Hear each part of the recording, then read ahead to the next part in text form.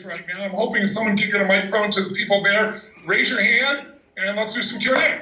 Awesome, thank you, Tony. Yes, so just stand up, be clear, specific, and state your name. Let's get some questions for Tony. He's here with us, 6'7". Yes, sir. Speak right into the mic. Hi, Can we get the mic to them because I won't be able to hear you otherwise? Hi, Tony. My name is Matt, and I just want to thank you for inviting us all here. I know my life has changed, and I left right in the middle to make some calls to some very important people, and it made a huge difference for me. What I'm wondering is, how can I continue to grow after I leave here today? It's a great question. I really believe that, in order for us to be fulfilled as human beings, we have to constantly grow. You grow or you die, right? We all know that. You grow. If you're not growing your business, there's no plateaus. Then the business is sliding, it's stopping. If you're not growing in your intimate relationship, if you've just gotten used to it, it's not staying the same, it's going down. And so it's human beings, in order to be happy, there's one word for happiness: progress. Because how many of you in the audience, and I can hear you if you yell, I can't see you, but I can hear, if you would, how many of you honestly had an experience where you achieved a goal, like a goal you really wanted, and then you achieved it, and then your brain went, is this all there is? How many have done that? If you did, raise your hand and say, ah. So achievement by itself doesn't necessarily fulfill us as human beings. What we really have to be able to do to have an extraordinary life is we have to grow, we have to make progress. If you're not where you want to be physically, but you just start working out, you lose a few pounds, you start feeling more energy, just a little bit of progress is going to make you feel alive. Because what you get doesn't make you happy. Who you become makes you very happy or very sad. And so the process of growing is the process of becoming, the process of progress. If you can make progress in your relationship, progress with your body, a little progress in your business, you're going to get momentum. And as you get momentum, what was hard to do becomes easier and easier to do. So to answer your question specifically, I am always doing 4 things. When I was a young man, my mom was a pretty intense lady. You've heard about her a little bit in the film. I had 4 different fathers. She kicked all of them out. She eventually kicked one father out and then thought I was on his side, so she kicked me out on Christmas Eve. She chased me out with a knife. I knew she wasn't gonna hurt me, but I wasn't going back in that building. And the reason I tell you this is, in the process of trying to figure out how to make my life work, I had to sleep on a mountaintop, and then it rained, so then I slept in somebody's laundry room, a friend of mine, and that's how I kind of survived. And I was working then as a janitor in the middle of the night, going to high school, and I was depressed. I was so depressed, I didn't know what to do. And so I developed a pattern, a really simple pattern that I've used the rest of my life. I use it to this day. And that is, I did these elements. Every day, number one, every single day. I had a great teacher named Jim Rohn. He was a personal development speaker. And he taught me, Tony, leaders are readers. He said, your mind is where everything comes out of. And if whatever you feed your mind, garbage in, garbage out. So every day you gotta stand guard at the door of your mind. In other words, he said, you got to notice what's coming in and only let in what's going to make sense. And the fastest way to do that, of course, is to read. And I don't mean read something on the internet that somebody's texted you. I'm not talking about little articles. I'm talking about a book. I'm talking about picking up something that's going to make you become more. Something that's going to give you strategies or insights or philosophy that's going to improve your body, your mind, your heart, your soul, your relationship, whatever you're interested in. But he said, read 30 minutes. Miss a meal, but don't miss the 30 minutes. Now, in the world we're in today, the easy way to do this is use what I call net time. N-E-T means no extra time. And so what I've used over the years, I still read, but I also use audio programs of books. Because now when you're driving in your car, when you're working out, when you're cleaning the house, you can be feeding your mind. Because whatever you're putting in there, that's the fabric you're trying to build from your life. Like my teacher, Jim Rohn, used to say, find out what poor people read and don't read it. He'd laugh about it, but he'd say, find out what wealthy people read and read that, because whatever you put inside this brain, that's what you're going to try and manufacture your life out of. So every day, the way to keep growing is to give yourself the 30 minutes. And again, if you think you don't have the time, then do it in audio form, but do it every day. And if you do that every day, 4 or 5 days a week at least minimum, you're going to have a different life, because rarely will a great idea interrupt you. It has to be pursued. You've got to be a hunter of beautiful ideas. And the more you do it, the more excited you get, the more passion you get, the more aliveness you have, is because you're always feeding your mind. Most people don't feed it. They let your mind be fed by the news. And listen, we all know, the news is not designed to inform you. It's not designed to educate you. It's designed to startle you. They need to get your attention. And in a world where everything is happening, there's social media, there's people, there's environment, everything is stimulating us all the time. It's hard to get our attention. That's how they get paid. So they've got to have some horrific thing. Your child may die by breathing air, film at 11. Water may kill you, film at 11. I mean, there's a phrase in the news business that says, if it bleeds, it leads. If it's bad enough, it's there. So there's no reality in that stuff. So you got to guard your mind. I mean, I've experienced this over the years. Now we have this 24/7 news cycle, and people don't even have reporters anymore. They find somebody does a story and then everybody copies it. It used to be they sent a reporter out themselves to interview people, see if it's true.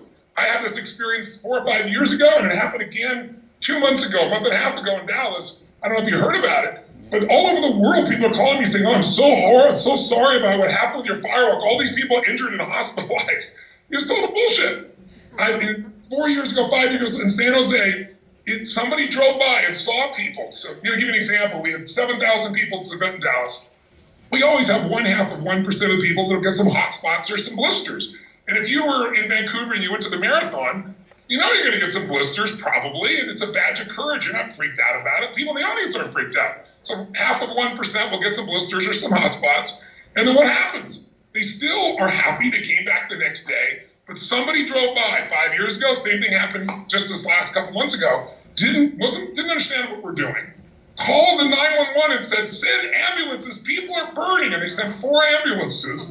Nobody's burned, said they were hospitalized, nobody's hospitalized. So we had to go with my lawyers and everybody else and go back and show the story wasn't true. And Fox News, who was the originator of the story, finally retracted it, which they rarely do. But by that time, it's gone around the world. Everybody's worried and freaked out and going on. So you got to guard at your mind, because the internet is the Wild West. You can find anything on the internet, true or not. And now television is no different than tabloids.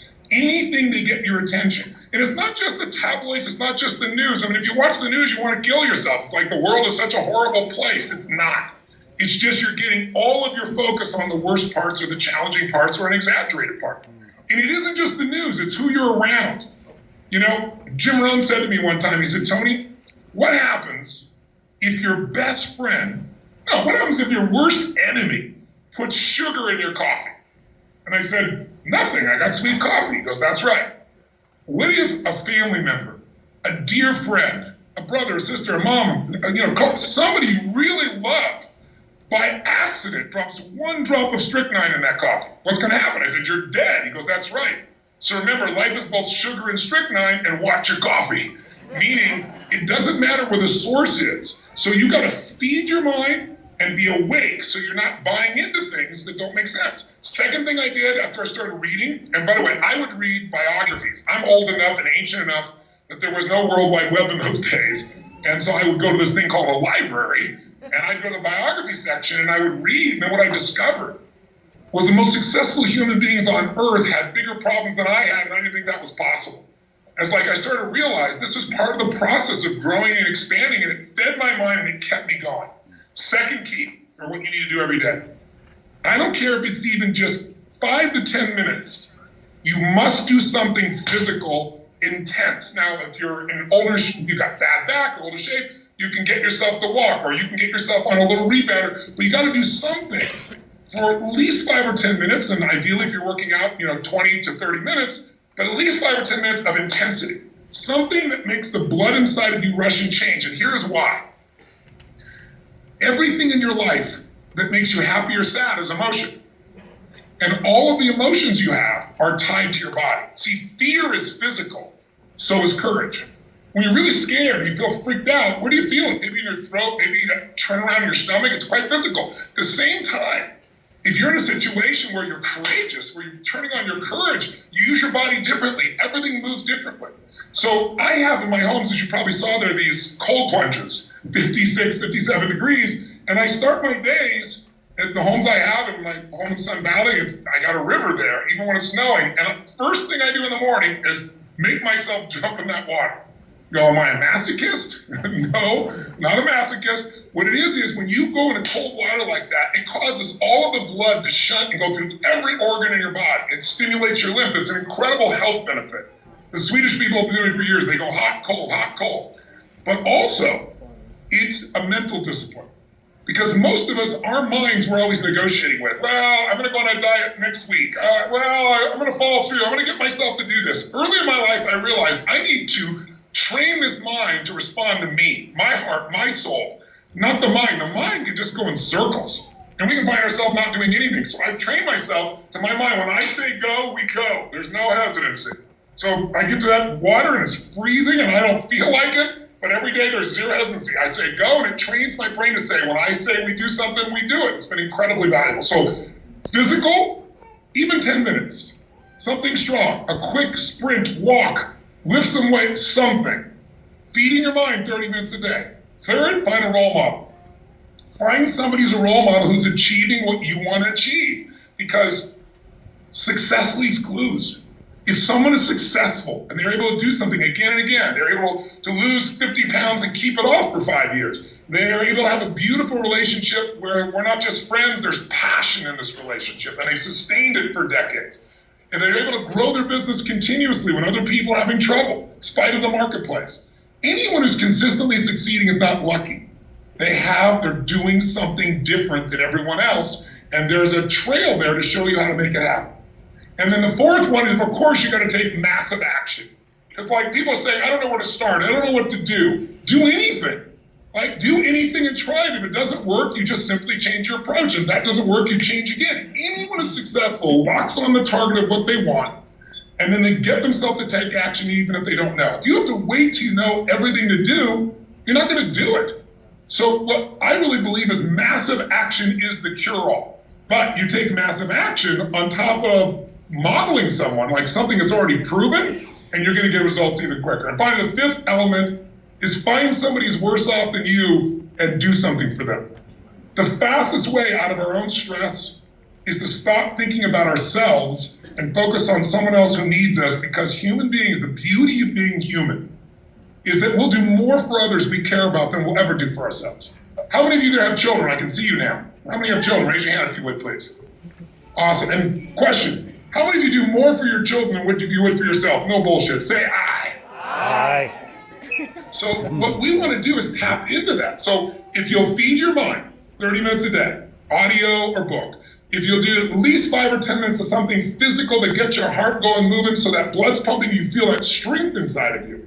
If you'll find a role model who's an example out there who's done some of the things you want, so you can start to learn how they did it. If you take massive action, keep changing your approach, and if you help somebody worse off than you, even one day in a month, I'm telling you, the level of growth you'll have will be geometric. So that's a short answer to your question. Who's next?